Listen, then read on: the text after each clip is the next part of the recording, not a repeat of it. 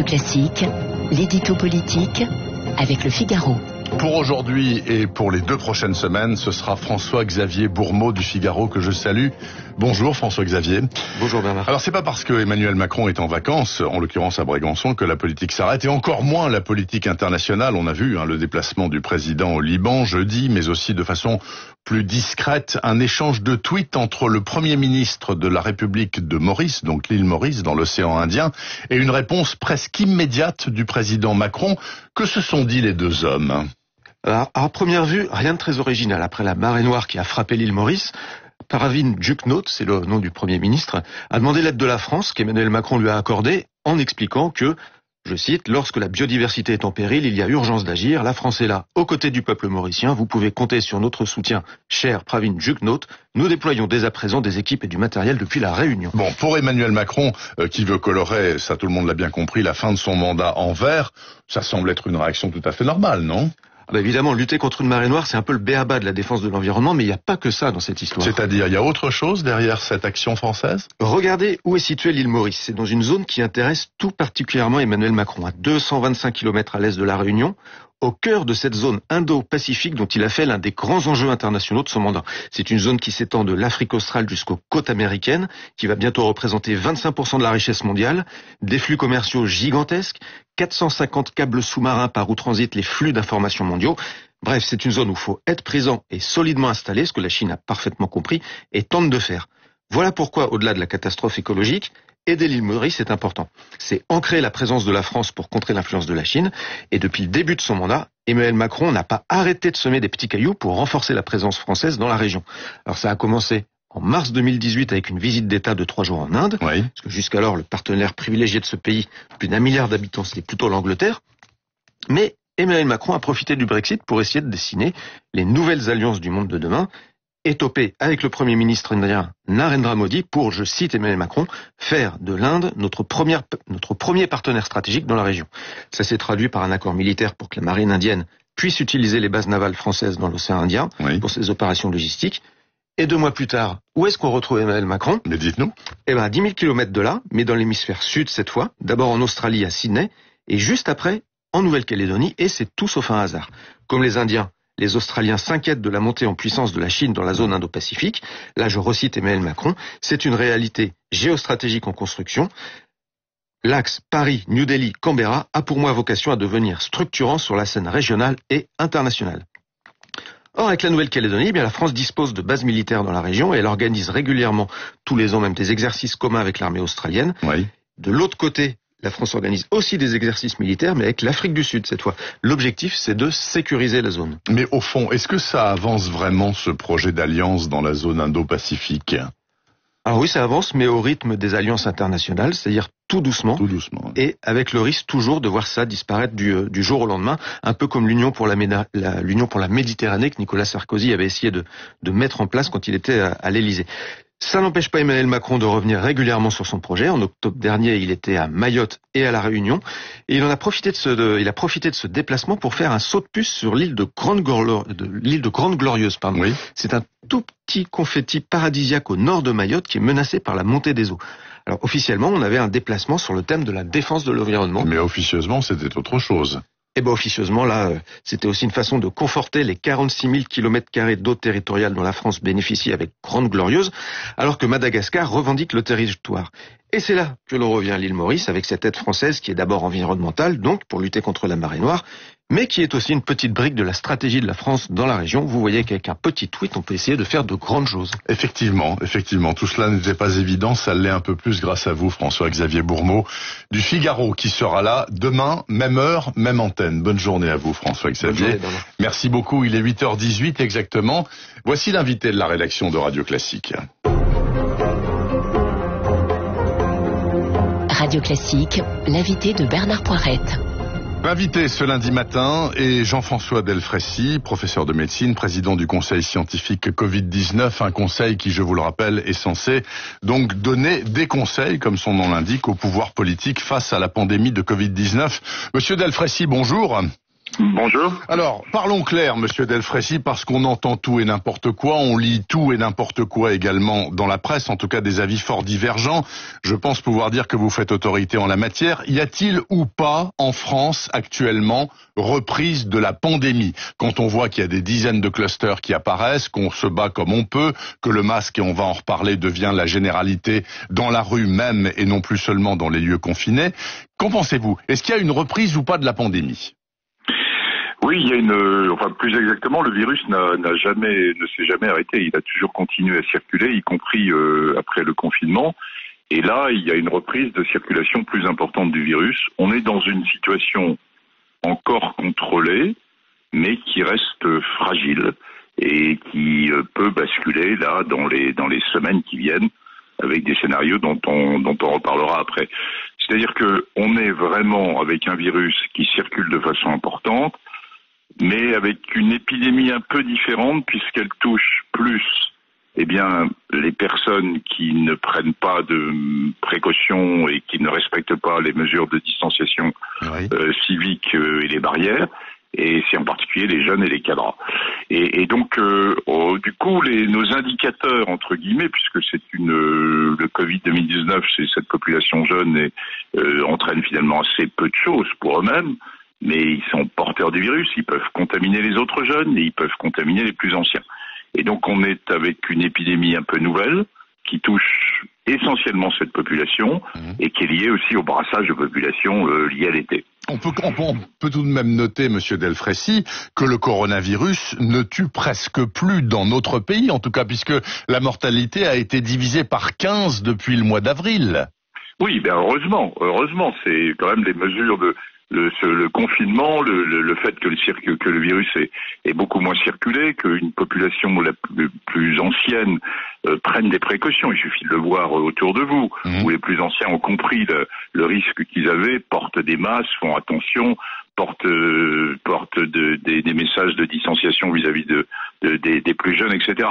Donc on est bien dans une situation qui a changé. Le virus est le même, mais il touche la population qui ne prend pas de mesures de distanciation, qui est cette population plus jeune. Et tout l'enjeu est de savoir si on va être capable de rester à peu près dans cet équilibre fragile pendant l'été, et on se pose la question qu'est-ce qui va se passer bien sûr à la rentrée de septembre, ou si on peut basculer dans un scénario de type à l'américaine, qui s'est trouvé dans ce genre de scénario et qui a basculé, vous l'avez vu, avec une épidémie non contrôlée aux États-Unis, en particulier liée à cette population jeune, ou si au contraire on va, en prenant un certain nombre de mesures supplémentaires dont on pourra parler, être comme en Espagne, puisque l'Espagne est comme nous il y a quelques semaines, et en prenant des mesures un peu complémentaires, en particulier dans la région de Barcelone, ils ont finalement contrôlé et réussi à retrouver cet équilibre que nous avons actuellement. Alors, est-ce que nous sommes, selon ce que vous pouvez imaginer, professeur Delfraissy, à l'abri d'un reconfinement sévère? C'est-à-dire que on voit par exemple dans le monde, à Melbourne, aux Philippines également, des reconfinements extrêmement serrés parce que le coronavirus a redémarré très fort par endroits. Est-ce que ça peut nous arriver à nous aussi, Français? Oui, ça peut nous arriver aussi à nous, Français, mais on l'évoque plutôt pour quelque chose qui serait plus tard, qui serait à l'automne. Là, la France n'est pas toute seule. La France, c'est que dans l'ensemble des pays européens, les questions que vous posez, elles se posent. Elles se posent en Allemagne, elles se posent en Angleterre, elles se posent en Italie. J'ai évoqué l'Espagne tout à l'heure.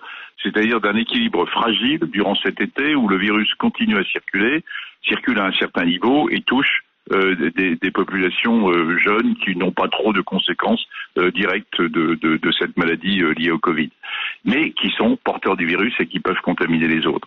Alors, on ne peut pas, une hypothèse qui a été lancée était de dire, mais laissons cette population jeune, laissons-la se contaminer, et puis, somme toute, protégeons les anciens.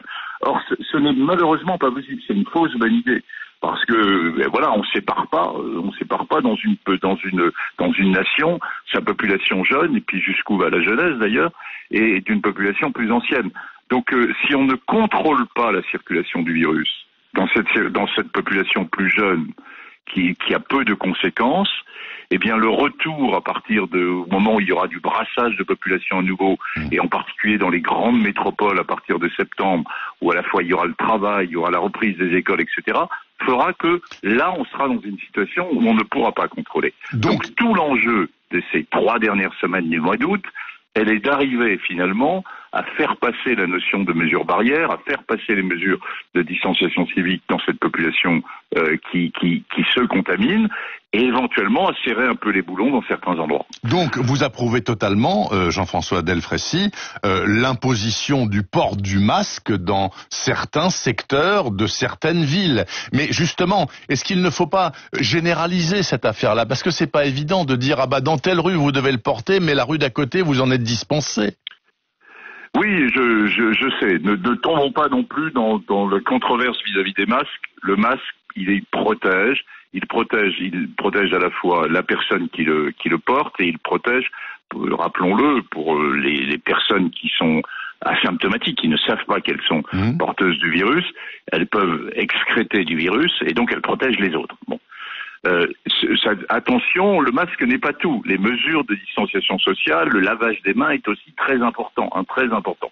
Le masque est un des éléments. Alors, nous avons recommandé au niveau du Conseil scientifique depuis juin le portage du masque, en le recommandant très fortement dans l'ensemble des lieux publics. Ça vient d'être accepté et recommandé au niveau de certaines régions. Et une fois de plus, c'est fondamental que les régions s'emparent et qu'il y ait des décisions à tel ou tel endroit et pas de décisions nationales qui sont parfois un peu trop brutales, entre guillemets. Pourquoi? Parce qu'il y a des zones qui sont en plein air, qui ne sont pas confinés, qui sont des zones publiques, mais où les mesures de distanciation sont très difficiles. Dans des rues animées de stations de vacances, ou à Paris aussi dans certains endroits, il n'y a plus le mètre et demi. Donc quand on ne peut pas avoir des mesures de distanciation sociale, eh bien le port du masque, y compris en zone libre entre guillemets, eh bien il doit être fortement recommandé, voire imposé par certaines mairies, comme c'est actuellement le cas. Donc je l'approuve entièrement. Jean-François Delfraissy, entendons-nous bien.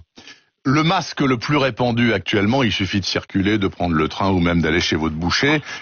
C'est le masque chirurgical, bleu sur une face, blanc sur l'autre face. On est bien d'accord que ces masques doivent être remplacés toutes les 3 ou 4 heures. Donc en avoir un seul pour 4 jours, c'est du pipeau intégral, ça ne sert à rien. Vous avez tout dit, c'est-à-dire qu'en effet, ces masques doivent être remplacés.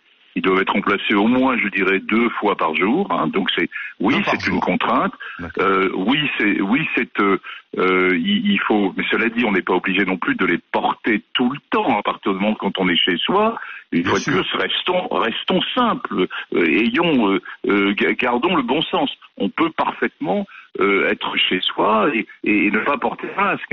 Une fois de plus, c'est dans les lieux publics, dans les zones publiques où les mesures de distanciation sociale ne sont pas possibles. Si vous êtes tout seul en montagne, si vous êtes tout seul au milieu d'un champ, oui, vous n'avez pas besoin de porter un masque. Bon, alors, encore une question, Jean-François Delfraissy, parce que c'est très important. Les tests. Vous dites, actuellement, on fait beaucoup de tests, certes, mais c'est le mois d'août, déjà, il y a des laboratoires qui sont fermés, etc. Et surtout, vous dites, les tests salivaires à venir seront beaucoup plus efficaces et fiables. C'est pour quand? Quand est-ce qu'on en aura fini avec le bâton dans le nez, là? Écoutez, je ne sais pas. Je peux pas être plus clair dans « je ne sais pas ». C'est-à-dire que nous souhaitons tous, médecins, personnes subissant le test, avoir un test plus simple, c'est-à-dire avec un prélèvement de la salive et pas se faire prélever, en effet, dans le nez. J'ai eu 3 tests dans le nez, c'est pas très agréable, mais c'est parfaitement faisable. Mais pour l'instant, ces tests, la sensibilité de ces tests n'est pas encore suffisante. Donc à quoi ça sert si on n'a pas un test sensible? Les équipes travaillent d'arrache-pied actuellement pour à la fois, premièrement, avoir un prélèvement qui soit à partir d'un prélèvement salivaire, plus simple à faire, et deuxièmement, d'avoir des tests qui permettent d'avoir une réponse plus rapide qu'on l'a jusqu'à maintenant, qui permet d'avoir une réponse peut-être en 1 heure ou en 1 heure et demie. Donc la conjonction d'un prélèvement plus simple plus un test qui donne une réponse rapide, évidemment permettrait de fluidifier et de... on est le premier, on fait le test, on a envie d'avoir le résultat, et de l'avoir de façon plus rapide. Donc le citoyen pourrait mieux s'emparer de son résultat. D'accord. Et parlez-nous le plus simplement et brièvement possible. Est-ce qu'il y a beaucoup de faux négatifs? C'est-à-dire que vous êtes testé négatif, en fait vous êtes positif, ou l'inverse? Ou est-ce que les tests actuels disponibles sont quand même à 90% au moins fiables, ou pas? Il y a en effet parfois des faux positifs ou des faux négatifs. Actuellement, avec les tests qui sont prélevés, avec un prélèvement nasopharyngé suivi d'une technique qu'on appelle une technique de RT-PCR, la sensibilité, la spécificité du couple, à la fois du prélèvement et de la RT-PCR, est vraiment bonne. Bon. Ok. Et une toute dernière question, Jean-François Delfraissy, puisqu'il nous reste 45 secondes. Est-ce que ceux qui disent que la France, aux frontières, et notamment aux aéroports, est une véritable passoire virale, puisqu'on ne teste pas tout le monde selon la provenance, etc., vous semblent justifiés ou pas? Alors, premièrement, le virus n'a pas de frontières et il va probablement le remontrer encore plus tard, quand le virus reviendra de l'hémisphère sud. Le virus n'a pas de frontières. Deuxièmement, l'épidémie actuelle et la circulation plus importante du virus, elle n'est pas liée à l'apport extérieur, elle est liée à nous-mêmes et à nos comportements. Elle est liée au fait qu'une partie de la population n'a pas encore bien compris l'importance des mesures de distanciation civique et des mesures barrières. Je dirais que les frontières, ce qui se passe dans les aéroports est évidemment important. Il y a un certain nombre de mesures qui ont été prises, et c'est relativement à la marge, je dirais, sur la poursuite de l'épidémie en France. Merci beaucoup, professeur Jean-François Delfraissy, président du Conseil scientifique Covid-19, avec malheureusement une ligne téléphonique très dégradée sur les 3 dernières minutes. Je vous souhaite une bonne journée et de bonnes vacances si vous en prenez, monsieur Delfraissy. Il est 8h29 sur Radio Classique. À suivre dans un court instant le rappel des titres et la revue de presse.